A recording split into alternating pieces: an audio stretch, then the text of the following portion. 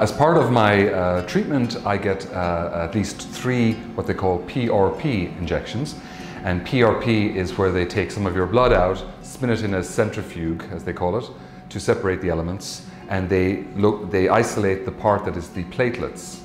And they then inject a very platelet-rich plasma into my head, PRP, platelet-rich plasma. So they've just taken it now, and I think it's spinning for about 10 minutes. So very shortly now I'll actually be having the injections, and I think that takes about 15 minutes, and this hopefully stimulates growth. It's something that helps damaged, I'm not really sure how it works, but it's damaged parts of your body to heal quicker. And I'm scheduled to have one at 1 week, 2 weeks, and maybe I think 4 weeks. I'm not really sure now. So that should really give a good head start, a bit of a kick to the healing process. Yeah. You feel like you've got like a treasure sitting on top of your head that you're balancing. So everywhere you go, getting into the taxi on the way home was like a kind of a, you know, because it feels like you've got this big helmet on your head and you're not quite sure of the distance between things. So you compensate by overcompensating, I guess. And it was, luckily I had my girlfriend who was very much stopping me from doing any kind of leaning or anything. Because you do tend to forget, you know, it's very easy to forget. And certainly I was very nervous about sleeping the first night, that I would move around, that I would find a position that I could sleep in. So it worked out pretty well. I did not get a great night's sleep, but as Maggie here at the clinic said, it's probably just as well that you don't get good night's sleep the first couple of nights. And that was the way it was. And luckily I didn't have to work or think about working, or I could just relax and take care of myself, so that was good. Yeah, the next day we were told to take the bandage off before lunch the following day, so that it wouldn't stick or attach itself to the healing area. And that came off actually super well. I was expecting it to be much more dramatic, but it came off very easily.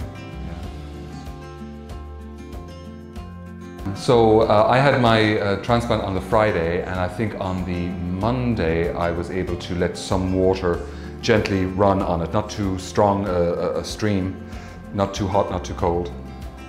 And that went well. And then the following day, I think Tuesday, that's when you can start making kind of a lather of soap, shampoo, and dabbing it on, not in any way, of course, rubbing it in, and then letting it sit there for a few minutes, and then letting it water take it away, run off your head in a very gentle way. And so that was Tuesday. Today is Thursday. So now I'm standing in the shower a little bit longer, and I've noticed that the back of my head, where the donor area was, that the scabs there are now today very much starting to come off, but not yet on the transplanted area. The first few nights afterwards I was like, oh wow, this is great, you know, I didn't feel so much pain with the anesthetic, yes, and looks like I don't have any much swelling, yes. And then by clockwork on the 3rd day I woke up to, it was much worse than you see now. It looks like I've got like a corn-fed chicken under my eyes here. It's very yellow and kind of a little bit red, but it was much more puffier. And what I've noticed now, that it should go down in the next 2 or 3 days, so this is quite normal. But what I've noticed is that when you wake up in the morning, even though I'm sleeping on my back, it tends to fill around my eyelids, around here, and then it sort of falls away during the day. So this is par for the course. I've done research about this a little bit, you know, what other people have gone through, and it seems to be from day 4 to day 7, 8 is the worst. But now I've gotten a little bit of extra cortisone today now on my sort of 6-day visit here, and hopefully the cortisone might bring it down a bit even more.